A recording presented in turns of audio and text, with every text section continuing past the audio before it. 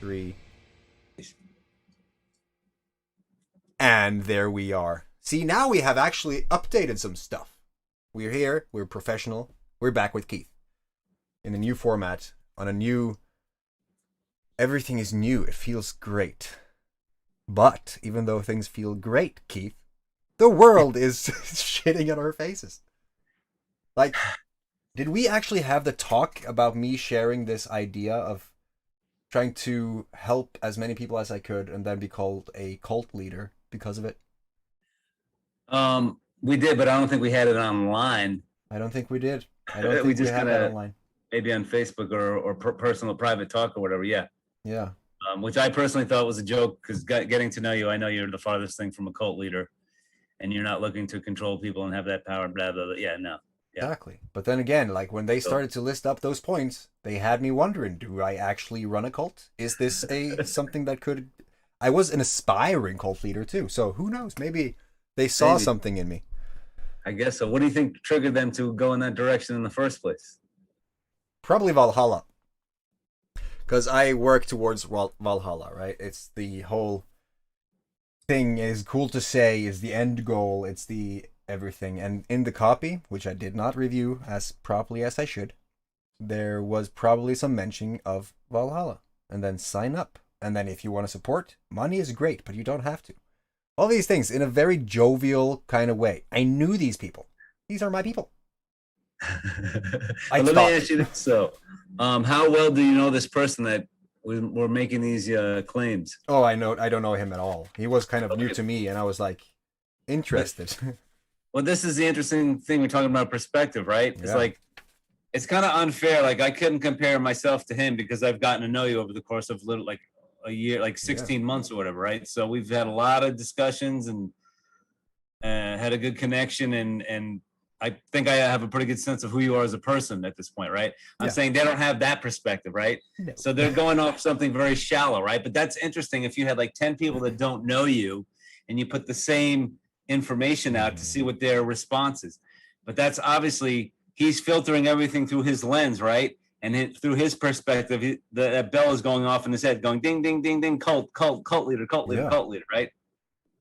Which is really interesting. So it would be interesting to have a conversation with him to get to the why. Like, why do you think I'm presenting myself like I'm a wannabe cult leader, or this is a cult? Like, what is where did you come up with that idea?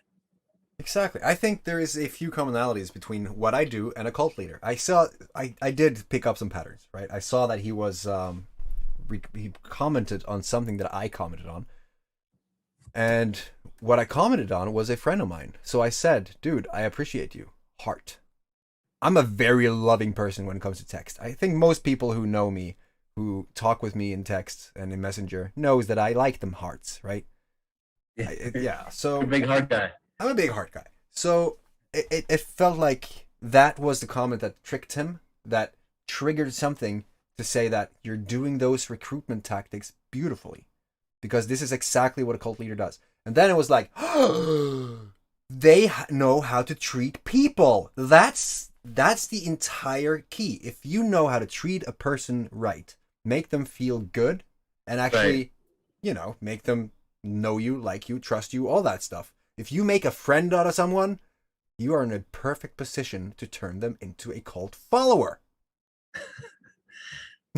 So I suppose so. Yeah. But that to me tells me he's the cynic. Yeah. That's all. I mean, yes. Okay. So yes, in a sense, he could be right. Like the things you're doing could be the things that a charismatic cult leader would do, right? Or they could be something completely different. Yeah. But he's deciding this is what it is.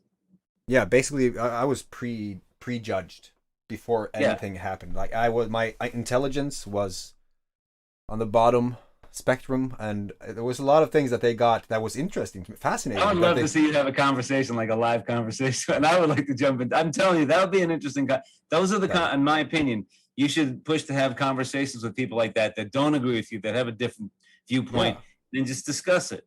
Exactly, which is a perfect topic for this stream, because we're talking about perspectives. And if we know that if I start to say that Jesus is fake, or something like that. I'm not saying that Jesus is fake. I think he was a pretty cool You said it. I dude. just heard you say it. Shit, it is recorded too. But the thing is, like, you can say so many things and people would get triggered just because of a different opinion, right? If I say something that is slightly off what they believe, their core values, what they identify their entire life as, there's gonna be some vibration in the amygdala. Yeah. And I think that if it's a threat.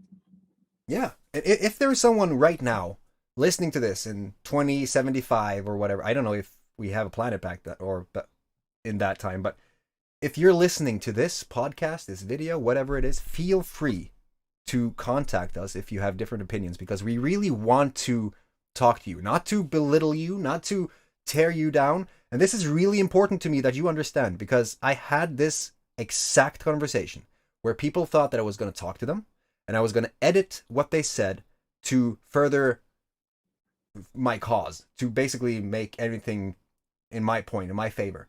So if you were to come on here, it would be a conversation, a back and forth. We offer each other's arguments to try to convince. I mean, that is what a discussion is all about. Convince the other party. Or not even, sorry, go ahead, and then I want to say something. I was just going to say not even convince, but to have an understanding of the other, because convincing is almost like, that's like, it's like a converting, but it's not like you know what I'm saying? Like a real conversation is a big part of it is listening. A lot of people aren't capable of listening. You have to listen and at least try to understand, if you want to, the other person's point of view. You don't have to agree with it. You can be like, I can kind of see where you're coming from. I may not feel the same way, but I kind of see, at least try to understand their perspective. Yeah, and then come from an objective point of view where you actually take this information as just a brick in the foundation, and then you just make your own opinion after that. If I do a good job at giving my viewpoints, there shouldn't be any bad blood after that, because let's take religion and spirituality.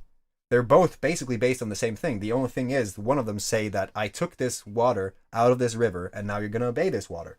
The other one is saying that this river represents these core values, these emotions, these whatever, and this way of life. And so I would rather listen to the river instead of just limiting myself to this one cup, right? There's so many things that perspectives. Oh shit, that was supposed to be so much more dramatic, but there's is that the red pill and the blue pill? Yeah, the red pill and the blue some pill. Lighting, bro. I do. I see the red pill. It's a black one. It looks black. Is that black or blue? The dark one. It is blue. You know it's blue. I was going to say something about already, at least the way you phrase it, we have a different perspective. Yeah. I don't believe there is such a thing as objectivity. I don't believe it exists. Oh, this is interesting. Because, I mean, I guess you could be like a glass of water. There's certain things like that glass of water is half full, right? Like it is half full to its capacity, right? Yeah. But if you're talking about how you feel about something or how you view something, how is it possible to be objective? Because you're bringing in everything, your life experience, how you were raised, where you were raised, you know, the people that you've gotten information from. Like, okay, I do documentary films from time to time, and I've been in discussions with I've been in symposiums where, like, there was this one guy, famous cameraman, documentarian, and he goes, "There's no such thing as an objective documentary," and I happen to agree, right? Yeah. You could try and be as objective, and you can be fair-minded. I think objective, no. Once you decide where to put the camera, how you're going to cut it, if you're going to put music or not, who you decide to be characters or not, none of that is objective. You're making choices. See, this is a perfect example. I don't believe there's anything called objectivity anymore. It's like, yeah, but you brought something home because, and this is what I'm talking about, you made me understand your point of view. It would be like if you have this... Like I explained. I didn't just say it, I explained it. Yeah. Exactly. It would be like if you had this crippling fear of clowns. Well, if there was such a thing of... creepy sometimes. Yeah, but see, if there was something as... a thing as objectivity, then you should be able to just put that fear aside and sit there having a discussion in a room full of clowns. You shouldn't be fazed by it. But you are. There is no way you're not going to see all these clowns staring at you as you're having this conversation. So yeah, I agree. There is no such thing as objectivity. That's thank you for that. Oh, here's another way of looking at it. who's the person deciding what is objective or not? Ooh. Who's that person? And why do they get to make that decision? All right. Have you ever seen the root of objectivity? I'm not even sure what you mean. What is the root of objectivity? Exactly. What is the root of objectivity? Like, I don't know. I'd like to see it. Well, this is interesting. Yeah. This just got creative and expanding.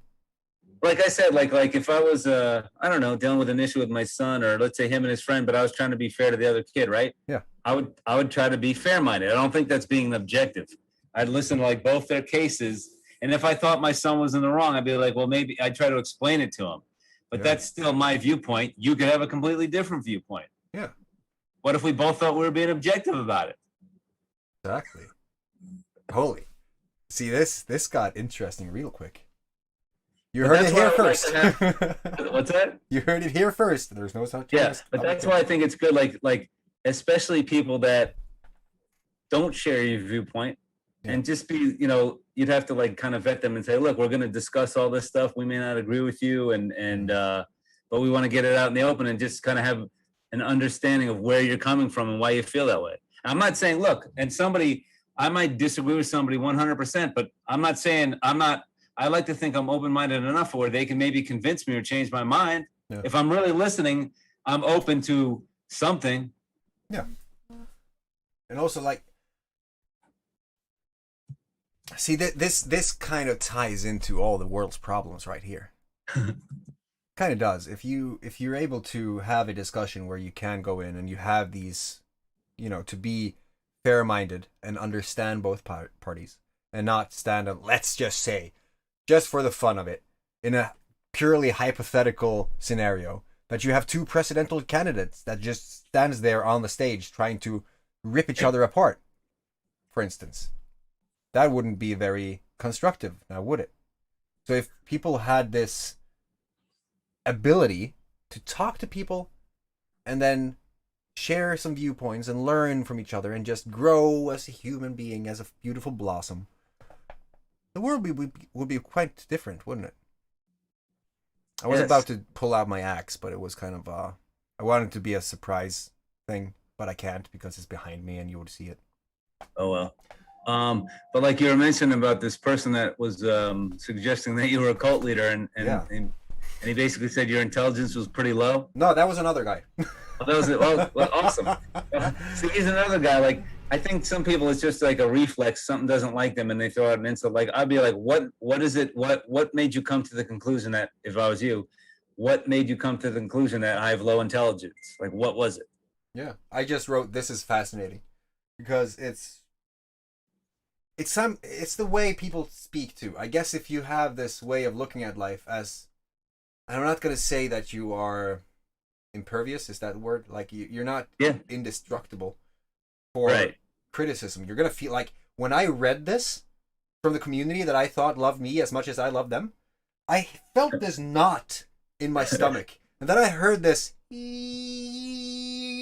like, I had tinnitus, like tinnitus. Yeah. Norwegian. I had that last night a little bit. I was like, whoa, it was pretty strong. But yeah. Were you also called the cult leader? No, unless it was a voice in my head. No, that didn't happen. But see, that's so interesting, because you're reading something. It's a thought. It's something that you are creating as you're reading words on a screen, and your body is reacting to it. How fucked up is that? It's like watching a romantic comedy or something, and you start crying because you saw someone else cry on the TV. We're weird like that, right? Dude, I admit I actually tear up at movies sometimes. Like, and sometimes they're a little sad. I'm like, why am I like, what? I shouldn't be wanting to cry about. But there's some movies that are really well done. I mean, that's, and in a way, it's manipulative. That's the idea, right? Yes. They want you to feel a certain emotion, but certain, good filmmakers and the whole team that makes the film, if they do it the right way, it's very effective. And then you have an experience, like you go through all these emotions and stuff. It's manipulative, but I think it's not bad that it's manipulative. Absolutely not. Anything you watch on television, whatever, is manipulating you in one way or the other. Yeah, there are these big companies that they say is really good at it, and they do a job of cultivating the children, basically. But Frozen 2, man. I mean, dude, every time I watch that movie, I feel some twinkles in my eyes. It's insane. Just movies, just the way Anna is twinkle or vibrating on her lower lip. They're really good at portraying these emotions. But that's the thing. If you see that and you feel that, then it's your brain, right? We have mirror neurons in our brains. If you see something, this is why they say that if you hang around with five, you're the average of the 5 people you hang around with most. Because what you see, you register, and then you feel that. If you see success all the time, then you're going to start to feel successful. You're going to start to see these things in your own life. That makes sense. Yeah, it's kind of weird, but it's kind of a hack too. It's kind of cool. I'm kind of at that point in my life. Like, I'm very careful who I let in my life, and you know, it's a trip. I'm not trying to suck up to you. Oh, great leader. Drink the Kool-Aid. Anyway, no, seriously, because I think it's a tendency as you get older. Maybe your circle gets smaller for various reasons, but I just want to be around people that have positive energy and not with expectations like they're going to do something for me, but people that are happy, that are striving, that want to grow, that have good intent for me and my family. You know what I'm saying? Like, just like, you know, I've been around people that have been jealous before and stuff like that. Why would I want to surround myself with people like that, or don't have my best intentions? Not that they're going to, of course, they're going to take care of themselves and their families first, and they should, but I know that they're like generous and care about me and want to see me do well. Yeah. Same with my friendships, like you or anybody else. If I'm a friend with you, I try to be a positive influence and try to encourage them, and hope, just sitting on the sidelines, that I hope the best for them and their family. And those are the kind of people I want to be around. Same here. And if you have that kind of tribe, then you're indestructible. It's like when I have these bad days, let's say that I had just been called something and I felt really bad. Or something happened, something didn't go as expected, or whatever it is. If you have people around you that you can basically refuel your energy on, there's nothing that is more powerful than that. I'm so happy that I have this handful of people that I know that I can call. And when I talk to them, I know that I'm going to feel a lot better afterwards. Yep. That's important. And that's why the whole tribe is so... Yep. Just like there's people that you find that, you know, they kind of suck the life out of the room, or they have negative energy and they suck you into that shit. Yeah. I mean, I've had people close, even family members, that at some point I had to cut off. I'm like, I can't. Yeah. I'm not digging the scene, man. Like seriously, the negative energy it's always like it's a constant thing. I'm sorry. Like I could be empathetic, but it doesn't mean I have to be a part of that situation. Exactly. We choose how to react to the situation. We choose how to, if we want to keep up with it, if we want to just settle with that, because there is going to be people, and especially family. They know you. They want to protect you, but they're still doing that from their perspective, right? Different perspectives that could completely ruin you if they continue to give you advice from their worldview that is not aligned with yours. And then you start to take this as truth. And then all of a sudden you feel so shitty that you just want to go and lay down in a fetus position and drool a little bit on yourself. Like this, it can be really bad. And I don't think most of the people in the family realize how detrimental that is. I mean, most people have this black sheep. The black sheep is a black sheep for a reason. They tried to do something different, right? And they were basically exiled for it. Right.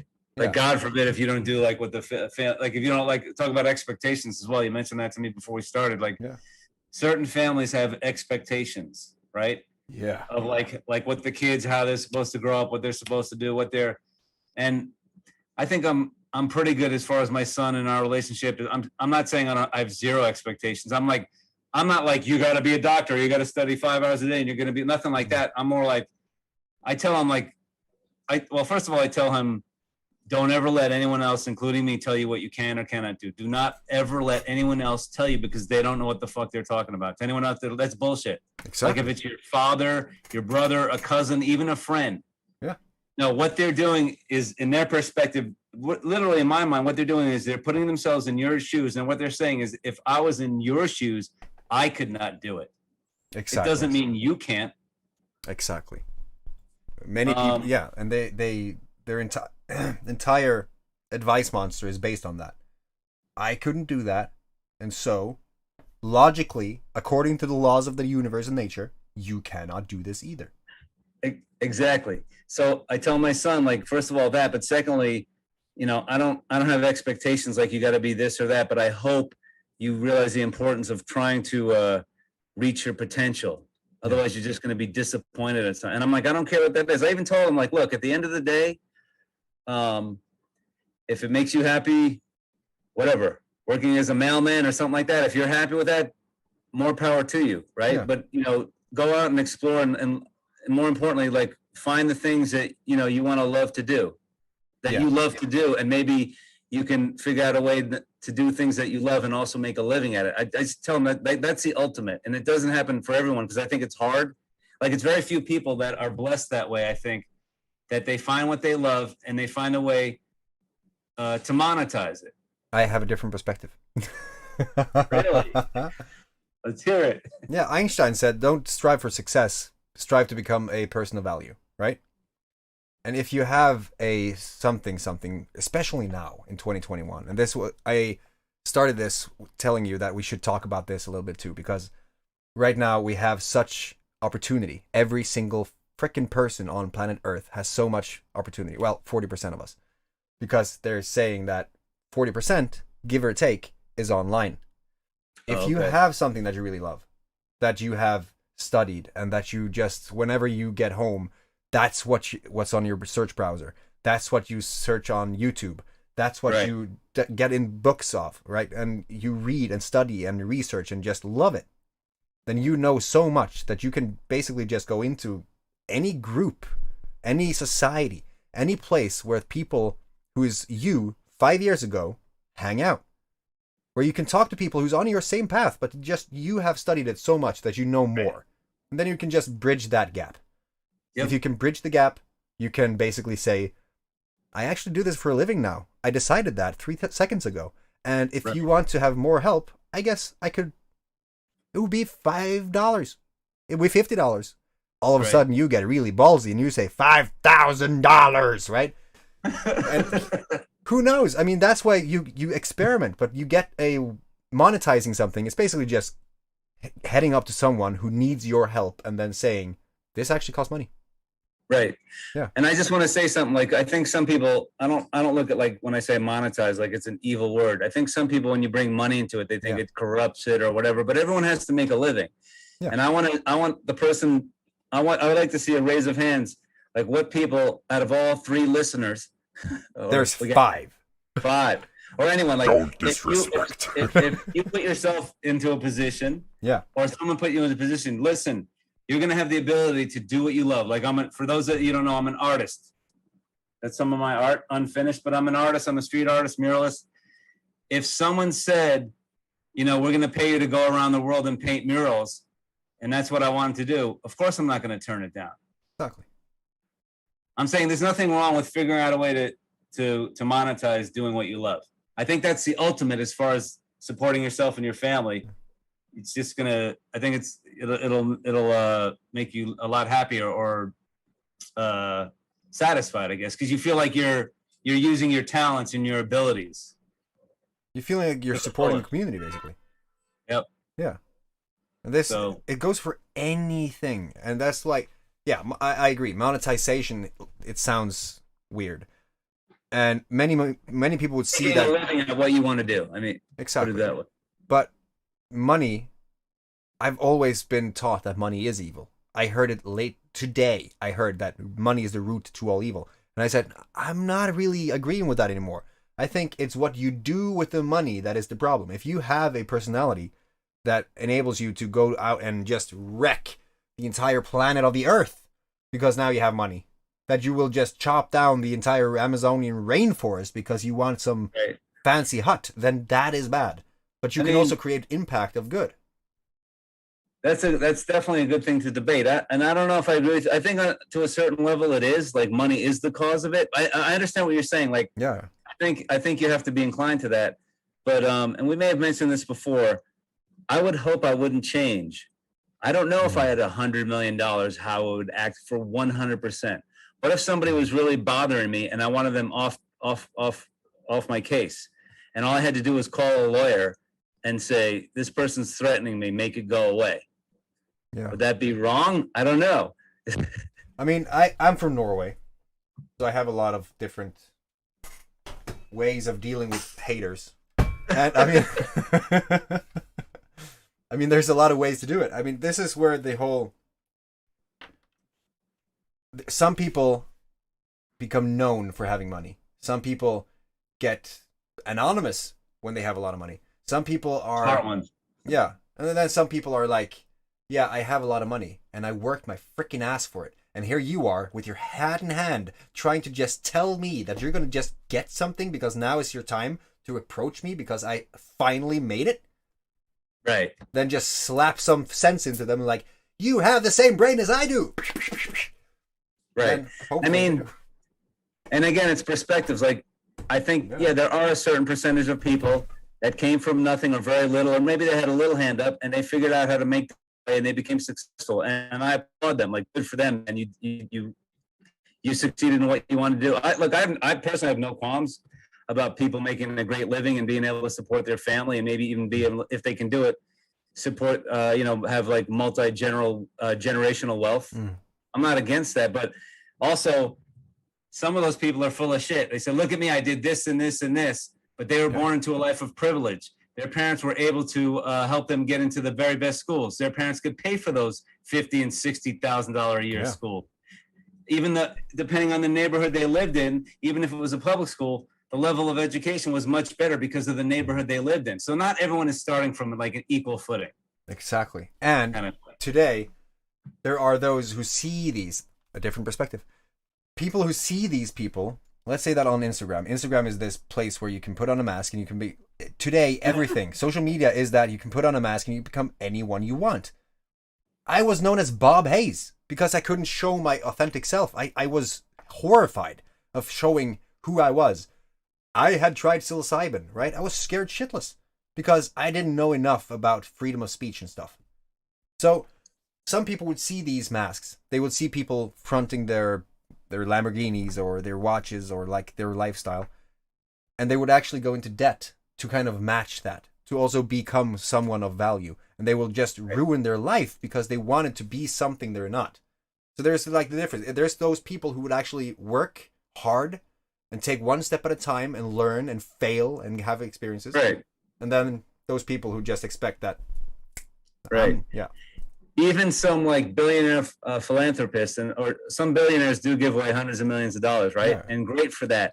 But if you look a little deeper, and I'm not saying all of them, I'm sure some of them are feel very fortunate and want to share the wealth or just help humanity. I'm sure there's ones like that exist like that, but some of them, it's a tax break, it's public relations, they're getting the money back. Yeah. And they're and at the same time, I don't want to get in a whole discussion about labor and stuff, but at the same time, to a certain level, they could be exploiting a percentage of their workers. They're not getting paid a living wage or whatever. Yeah. So, and that my perspective on those type of people is bullshit. Like, maybe you should pay your workers more. Maybe, it's nice on paper that you're giving away $300 million, and it's great if it benefits somebody, but it's also benefiting you as well. Yeah. Kind of thing. I just read about this. This is interesting. Like the whole capitalist. Who was it? The Can you even say? Adam? No, it's some way back when, like the forefront of the American Revolution. Right. Was it Adam? John Adams? John Adams? What's that guy? I don't know what the quote is. I don't know what you're talking about. No, he's the dude I'm thinking about is a capitalist. He wanted to basically have as much money in the system as possible. If people could have equal, like the money should go to the industry owners because then they could give more jobs and then they could level the playing field. But then that's when the whole issue came because some people wanted to make more money and took more away from the workers, more hours, less pay, and then just ruined the everything. Yeah, I mean, again, I don't want this conversation to go off the rails, but I think in the U.S. we only had, not have, we had a healthy middle class for like 30, 40 years. Yeah, exactly. After World War II, during the Depression and going into World War II, FDR, Franklin Delano Roosevelt, the president at the time, came up with all these public, like Social Security and I can't remember the GI a college bill. I may be saying it wrong, but basically, if you were a GI, you came back from World War II, they had money for you to go to college, right? Yeah. They made it easier for you to buy. They really literally created a middle class with all these, like, they didn't have social safety net programs before, and he had come up with all these things, right? Yeah. And over time, the people in power have dismantled those safety nets and stuff. So I was going to say, almost never in history, it sounds good in paper, in theory, that, okay, you give the capitalists the money, they create the jobs, they create a healthy economy, and everybody wins, and everyone at least gets a little piece of the pie. But that's not how it's working. No, he's same here. I mean, because greed at some point seems to be entered into that equation, and it messes everything up. Yeah. As I told you, in Norway, we have like a 7.5% entrepreneur rate. So it's not really high. But that's no wonder, because I started to really read up on the Norwegian rules on this. If you earn a certain amount, you're going to pay 51% in taxes. Now, if I had, let's say that you were a client of mine and you paid me, there's going to be let's say a 10% fee on just you wiring me that money. So then I have to pay taxes on that. And if I have taxes, let's say that I have actually started a company on this, I have to pay myself 14% employee tax just for paying myself out from the company, and then 51% out of my own paycheck. So how much are you left with? They create these systems to make it impossible. And I'm not sure how that's going to favor anyone. I mean, that's a good point, because I think, on the other hand, some of these systems are onerous. Like, if you want to be an entrepreneur and you look and go, why is it even worth it? They're taking like 65, 70% before I even get started. And I understand from that point, if I was an entrepreneur, where that would piss me off a little bit. A little bit. I mean, all I can say is I think it would be great if they could come up with a truly equitable. Like I said, I'm not against people making their money, even a lot of money, but I am against like a really stratified society where you have the haves and the have-nots. And at least it seems in the United States and parts of Europe and other places that we keep having more have-nots than haves, and it's getting really unbalanced. And I think at some point it's going to rear its ugly head. Like, something's got to give at some point. That's what I'm talking about. Like right now, let's say Facebook, just as an example. They want to have their product, because they're a business, they want to have their product in 100% of the people's hands, right? They will give free internet to the people of Ghana if they use that to get, like, if they use Facebook to get onto the internet. So, sure, give them internet or Facebook instead of actually fixing the situation. And then you have what Facebook does. So, neurology, right? They're basically reprogramming us with the algorithmic reality. We like one page, everything that we see online now is just linked to that page or that subject or that something. We see ads on it. We see everything just on that thing. It's everything that we live and breathe, and everyone could probably resonate with this. Then this is not going to stop. This is just going to grow. I mean, they have no intention of stopping. That would be idiotic in a business sense. So right now, with the whole turmoil on the global scale, we have literally have and have-nots. We have those people who've taken the vaccine. We have people who don't. They say that this is voluntary. You don't have to. But if you do, you get ostracized from society. You can't do stuff. If you don't take it, exactly. So you have the haves and have-nots, and you're creating caste systems. So I'm not sure where we're heading. I'm just saying that right now is the time to stand the frick up, and we need to see what's happening and come together to actually try to, I would say, liberate as many people as we can, to give them the skill, to basically the knowledge, to take their knowledge and help other people so that they can just get out of the system. Because I think the system right now, it's heading towards places I do not want to even anticipate. I don't want to see where this is going. I would rather be free and to have that freedom that we are all said to have the right to have. Right. Yeah. I tend to agree with you on that viewpoint. Like, actually, I don't feel very free these days. No, me neither. It just feels like lip service at this point. Like, I live in a free country. Am I really free? Exactly. Or do I have to do this, and this in order to feel even a little bit of freedom? Yeah, and if we speak about certain things, we get shadow banned. Right. Or what happens if I don't pay my taxes? Exactly. What happens if I take out my kid from school and I don't tell you? Is that okay? Exactly. Or is there a law that says I have to have my kid in school? I thought I was free. Can I grow crops on my little garden in front of my house? Or are there all these rules about zoning that says you can't grow anything but a little green lawn? Here too, I can't. Can I gather rainwater on my property? or are you going to tax me for that, or say I can't even gather rainwater to drink? Believe it or not, there's some laws like that you can't do that in parts of the Northwest. How's that free? I can't gather rainwater. That's not free if you can't do it. Exactly. Soon they're going to tax buy bottled water. Soon they're taxing the air. I mean, as a joke, they're selling boxed up or canned air at a lighthouse here in the country. But it's scary because it's happened. By the way, before we go, Lars, thank you. Adam Smith, the father of capitalism. Oh, okay. I was going to say, and it's not a joke, but corporations right now are working toward basically I forget the word, but they want to control the water source. Yeah. I won't even name, but this is a fact that they want to monetize it. They want to take control, like all water is controlled. That's control. Yeah. You can't get free water. It's insane. A third of the sustenance of life. A third of the food supply in the world is owned by a pharmaceutical company. Where is that logical? Well, I think that when we're talking about money and power, that's when it kind of, I don't know if evil is the right word, but it goes in a way that, like, there is such thing as like too much power or too much control. Yeah. Because I think rarely in the history of the world where you see someone accrue a huge amount of power that's used for good, like the good of man, the good of society. It's just, I don't think so in general.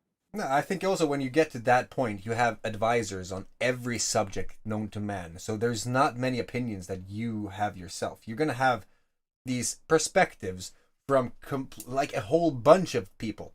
So then you have this chaos system. Like everyone does something to further one thing, to perfect one cog in the machinery, but it will deteriorate something else, and then you have the world today. It's weird. And the other thing is, like, from the perspective of these powerful entities, which are corporations, from their perspective, well, the corporation makes the decision. It's not people. I mean, people run the corporation, but it's the decision that's in the best interest of the corporation. Yeah. Time and time again, which certain times are not in the best interest of the people it's supposed to be serving. Exactly. So. Super interesting. It's so interesting to be alive right now. And it gives me so much power or fuel to work for something that is going to provide a better future for my children. And I know that is cliche as heck, but looking at what's happening right now. Did I tell you that my 5-year-old and my 3-year-old sat like this in the kiddie pool doing a Wim Hof breathing method? No. No, they were asked, why did you do that? Well, it was cold, so we were combating the cold with our brains. Breathing with our brains, Dad. You should try it. I was like, yeah, Dad. I mean, I'm blown away. So there is nothing but opportunity. There's nothing but an amazing future ahead. But I just want that future to be somewhat livable, because things are happening now at such a big, like a fast rate, that it's kind of scary. And it's not like in a conspiracy theorist kind of way. It's like You're seeing the patterns. You're seeing what's happening. I don't see the news, but sometimes I hear about those really bad ones. And I'm like, Logan Paul just fought Mayweather? I did. Yeah. Want to call it that. But that's also the society. Like, they figured out a way to make money. Yeah. You can't blame those two. I mean, I don't know how much money they made, but I'm pretty sure Floyd Mayweather, he got the lion's share, but he made, I don't know the numbers, but I'm pretty sure it's well over 25 million. I mean, the other guy made millions too. Yeah. So if you're doing what he's doing and you're in that position, would you say no? I doubt, even though it's a farce and it's a spectacle, that's what they sold it as basically, but they got people to give up their money. That's how the world is run. If you have something of the awe and the shock factor, you can basically sell whatever you want to anyone. Not to be like a dick, but most people are simple-minded. Like, I'm seeing these, and that's why there was a president who won simply because he spoke in those terms that people at all levels understood. That's the problem. Like, people, I'm horrified.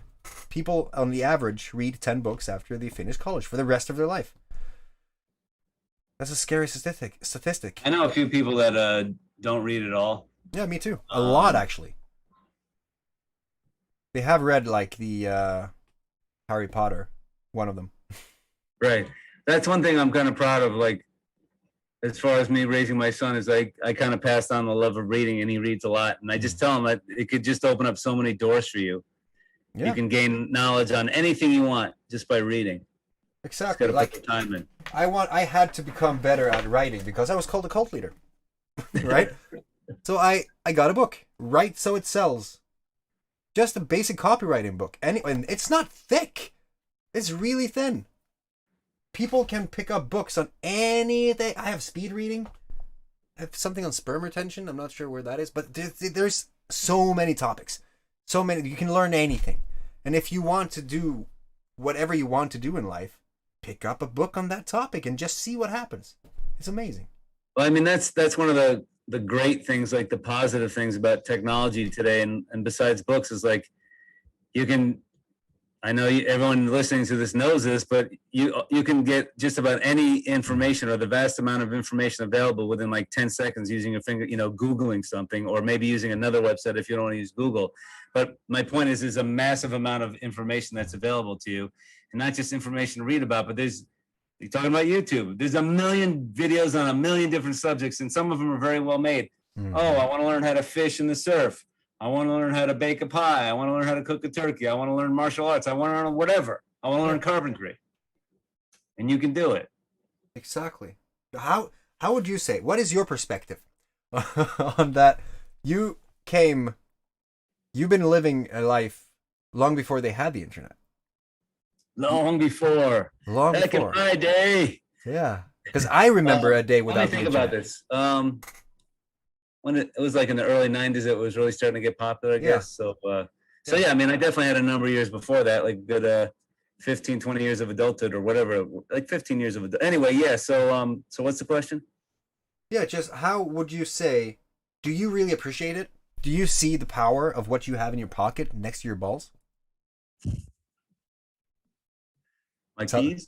I definitely appreciate it. I mean, I think it's like kind of a Pandora's box. It's like anything else. It's like, it's this thing that's been put out there. It's very powerful, and it depends on how you use it, right? You can use it for evil or good. Yeah. Right? People rob people with it. Yeah. They steal their life savings and shit like that. That's horrible. Like that. Yeah. That's something that would never go in my mind, enter my mind. Like, how can I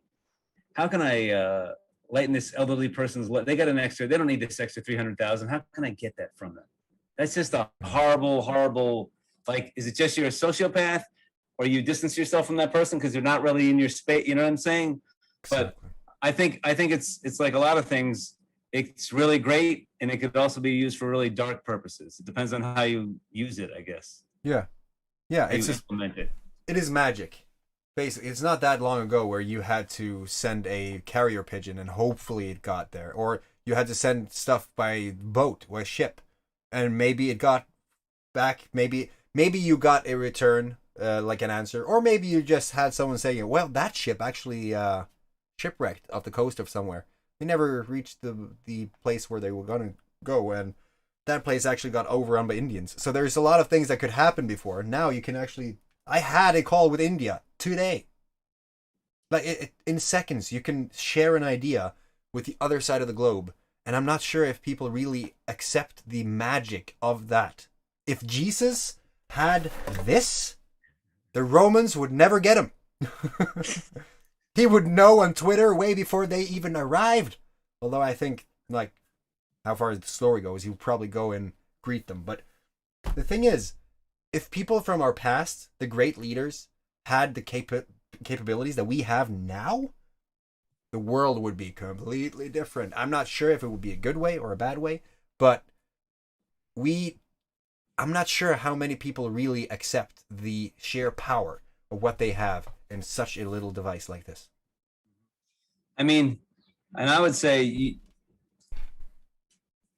maybe the world would be completely different. Maybe it would just accelerate to where we're at now. Like, I don't think you could possibly actually know that. Exactly. What if this was 1970 and we were talking about this on Zoom on YouTube 3.0? That would be completely I'd be 8 years old. You just give away my age. If it was 1970, I'd be 8 years old, and you'd be less than a fetus. Exactly. I wouldn't even be a thought of a fetus. It'd be a figment of my imagination. Yeah. But that's a whole other discussion about human nature, right?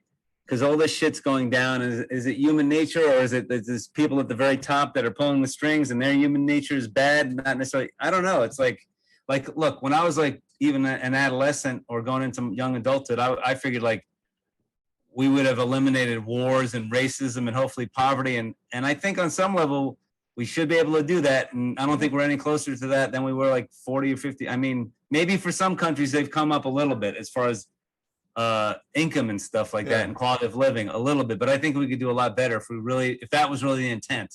Absolutely. We could do it. I know in the United States we could do it absolutely for a fact, right? Yeah. If we didn't decide, and when I say we, I'm again the powers that be, that we need to spend trillions upon trillions on military hardware and the military. Like we have to do this. There's no other good. We can't do like infrastructure and hospitals and homes and education. It's insane. That's just my opinion. Yeah, my opinion too. I mean, we're using money on the things that is.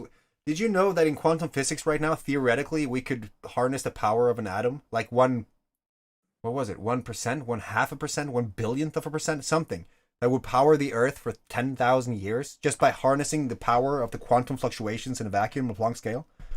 We have the brains. They need the funding, but they don't get the funding because all big exploration, all big things that happens within science happens on the ass end of some military experiment. Dude, the theory of evolution, Darwin ended up on the Galapagos Islands because he was just getting out of the college and they needed someone of a doctorate-ish scientist guy to be on that ship. The Beagle was a military campaign.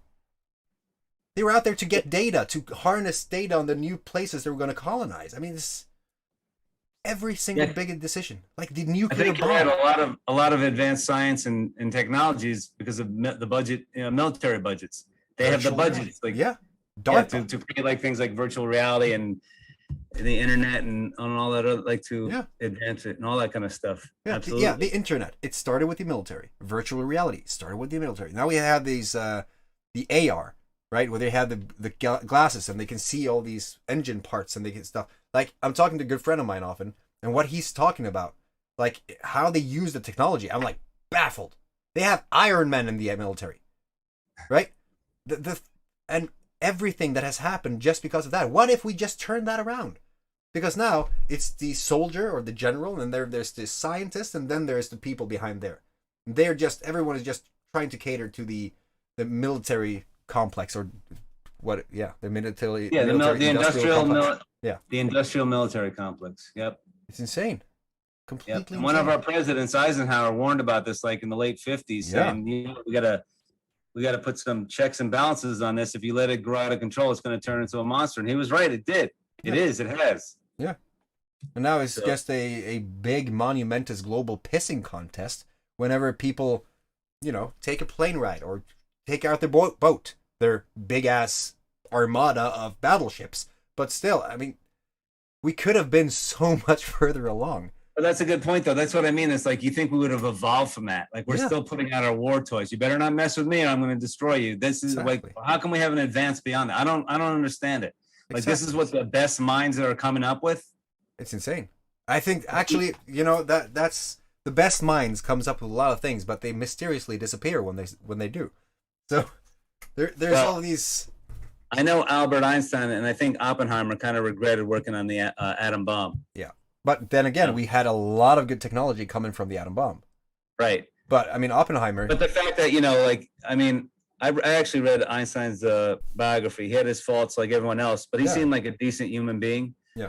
Really curious, intellectual, obviously, and all that. I felt he felt like really remiss that, he helped create something that could destroy mankind. I mean, how can you not have some kind of feeling about that? Exactly. The fact that we talk about the possibility, that to me, it's insane. Yeah. That we can actually destroy each other. We can click a button. Right. It's insane. And it's even more insane that it's almost happened a couple of times. Yeah.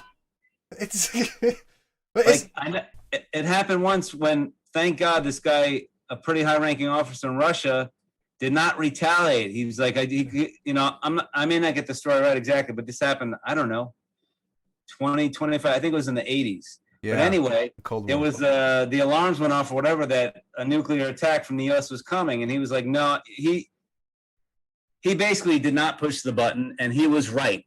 It was a false alarm. If he had pushed the button, that would have definitely started World War. That would have started annihilation. That would have been, that would be the end of how we know the world. Right. Just insane. Like, humans have two things. We survive and we create. Our creativity has outgrown our survivability. How crazy is that? Like, now, so I'm kind of looking forward to see where else we're going to go, because we are so creative. We're figuring, like, just Moore's Law. The technology is taking leaps every other year. My feeling is just, if we could all figure out as like a collective, the worldwide community, how we could really use this technology for good, the world would be a much better place. Hell yeah. It's just a different perspectives. There you go. It's insane. All right. We have been talking. See, we always do this. 50 minutes. All right. Yeah, that's good. I'm tired. That was a good one. So we're going to close off very soon. But if you want to support this, head over to patreon.com/thefmlproject. We love all the supporters. We're also going to create show notes and research papers and all that stuff for the things that we can't go really in depth on stream, when we really go in depth on Patreon to really create these educational things, I guess. But if you have any questions, feel free to pop them out in this chat. Lars, thank you so much for being a part of this. So glad that you got a link from a friend, and so glad to have you on the stream. I hope that you'll like this. And if you have anything that you want us to talk about, we're just two brains. We don't have that much creativity. So toss it out there. Let's hear what you have to say. And as we grow on this, I'm going to create these things where you can actually submit your questions, and we're going to take that up. And we're going to have community talks so that you can actually come on here with us and wreak some havoc. See how long it takes until we get shadow banned, because I don't think it's going to take a long time. But it was a good call. It was a good episode. I think we had a lot of things that we covered, just from different perspectives. Over and out. Over and out. Peace out, bro. All right. Peace out. See you next time. All right. See you next time.